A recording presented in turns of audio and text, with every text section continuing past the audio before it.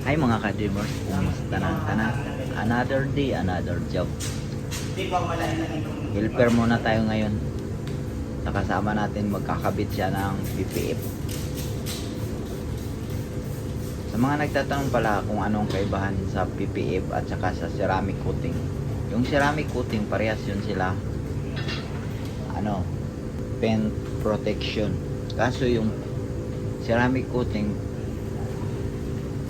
pang madalian lang kasi yun siya pang 3 taon. Tapos yung niya, focus niya talaga parang laging makintab yung sasakyan mo. Tapos protection na rin siya sa mga acid rin. Pero yung PPF pang matagalan talaga siya, may kamahalan lang siya. Kadalasan ginagamit yung PPF sa mga yung mamahaling sasakyan, mga sports car, mga ganun. Kasi yung PPF para siyang screen protector ng cellphone. Yun ang purpose niya. Kaya tumatagal yung yung mga mamahaling sasakyan, yun kadalasan talaga ginagamit niya. So ganito yon, ganito lang pala magkabit. Helper kami at saka nag-aaral din kami nito. Tinuturuan din kami kung paano magkabit o anong diskarte.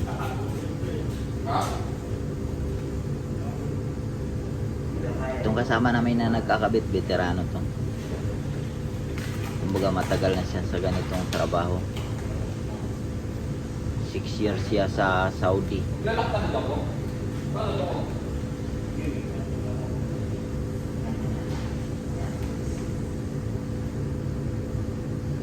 Yung ginagamit kasi naming PPF na stock kasi ito kaya matigas na siya. Pero sabi ng kasama ko pag mga bago daw tapos quality yung yung ibang quality yung PPF na ginagamit niya, kahit 2 tao lang daw kaya na. Pero dito kasi matigas kaya 3 kami. Ang pinakamahirap nito na parte yung pagkasin mo. So ito yun. Habang nagtatrabaho kami, nagtatanong na rin ako para kahit pa paano may konting idea ako. Sama na yan. Sasama yung pinto. Ibig sobrang dikit na talaga yan. Oo. Paano ito binabaklas ko? Paano ito binabaklas? Hinihita. Gawa na talaga.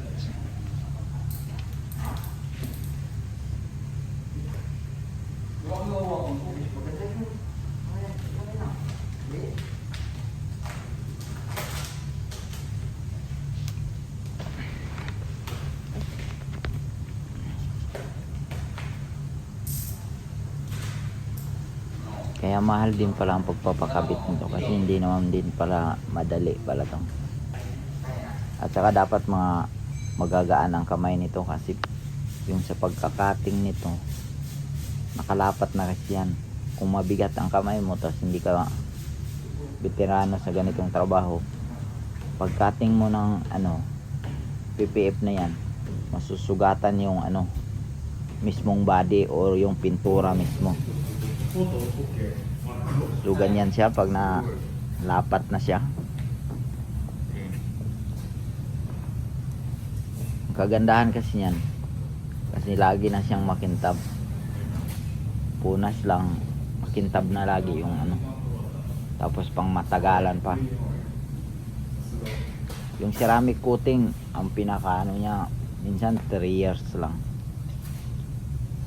Nagdepende din sa sa coating na gagamitin mo, yung ceramic, kung ilang taon siya tumatagal. So pag ganyan na nakakating na, so iinitan pa yan para lalapat talaga siya, tapos